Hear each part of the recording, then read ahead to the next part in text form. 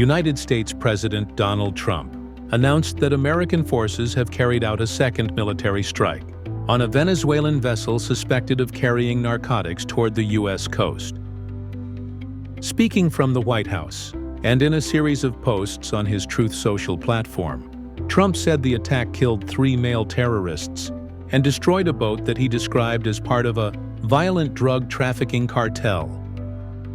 On his Truth Social page Monday morning, Trump wrote, "This morning, on my orders, U.S. military forces conducted a second kinetic strike against positively identified, extraordinarily violent drug trafficking cartels and narco-terrorists in the Southcom area of responsibility. These extremely violent drug trafficking cartels pose a threat to U.S. national security, foreign policy, and vital U.S. interests.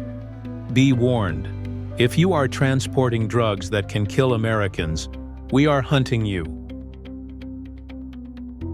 According to Trump, the incident occurred Monday in international waters, within the U.S. Southern Command Southcom region, which covers Central and South America, the Caribbean, and surrounding seas.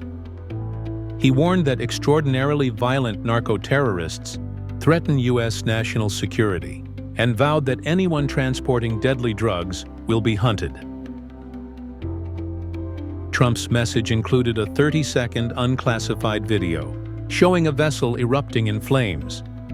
He claimed the cargo included big bags of cocaine and fentanyl floating in the ocean, and insisted that U.S. forces had recorded proof the boat was carrying illegal drugs. No American personnel were injured. This strike follows an earlier U.S. operation on September 2nd, when American forces destroyed another Venezuelan boat, killing 11 alleged members of the criminal group Tren de Aragua. He said the latest operation again targeted narco-terrorists, transporting big bags of cocaine and fentanyl, which he claimed were found floating in the sea. Speaking later from the Oval Office, Trump told reporters, "All you have to do is look at the cargo. It was spattered all over the ocean, big bags of cocaine and fentanyl all over the place. We recorded them very carefully because we know people would question it." Well, we have proof. All you have to do is look at the cargo that was like it's spattered all over the ocean. Big bags of cocaine and fentanyl all over the place. And it was, plus we have recorded evidence that they were leaving. We've recorded them. It's very careful because we know you people would be after us. We're very careful. The military has been amazing. And General Kane showed me a little while ago the clip, but you can actually see it. But you don't have to see it because we have recorded proof and evidence. We know what time they were leaving, when they were leaving, what they had, and all of the other things that you'd like to have. But we have noticed that there are no ships in the ocean anymore. We're seeing that there's like no ships, when the first one we went, there were hundreds of boats. Now there are no boats. I wonder why. Now, what does that mean? That means there's no drugs coming by sea, but they do come by land. And you know what? We're telling the cartels right now, we're going to be stopping them too. When they come by land, we're going to be stopping them the same way we stop the boats. And you'll see that, but maybe by talking about it a little bit, it won't happen. If it doesn't happen, that's good. But they killed 300,000 people in our country last year, and we're not letting it happen anymore. Secretary of State Marco Rubio publicly backed the first strike, saying Washington had 100% certainty the vessel was smuggling drugs, and calling such actions necessary to protect Americans. Venezuelan President Nicolas Maduro condemned the September 2nd attack as a military attack on civilians and labeled the latest strike a heinous crime. He accused Washington of pursuing regime change for oil and said U.S. threats had completely broken bilateral relations. Maduro called Rubio the Lord of Death and War and ordered Venezuelan F-16 jets to fly over a U.S. Navy destroyer in a show of defiance.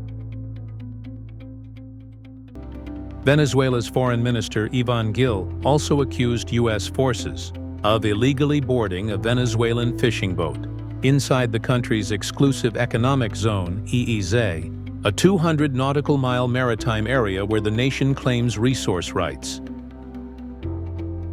Relations between the two nations have been tense for years. The U.S. and several allied governments refused to recognize Maduro's contested 2024 re-election, citing evidence that opposition candidate Edmundo Gonzalez won by a wide margin. U.S. prosecutors have charged Maduro and close associates with narco-terrorism and conspiracy to ship cocaine, in partnership with Colombia's FARC insurgents.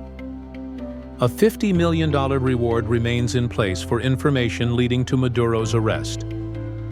Trump reiterated Monday that the United States will continue efforts to bring Maduro and members of his criminal regime to justice, and warned that future strikes could target land-based operations if necessary.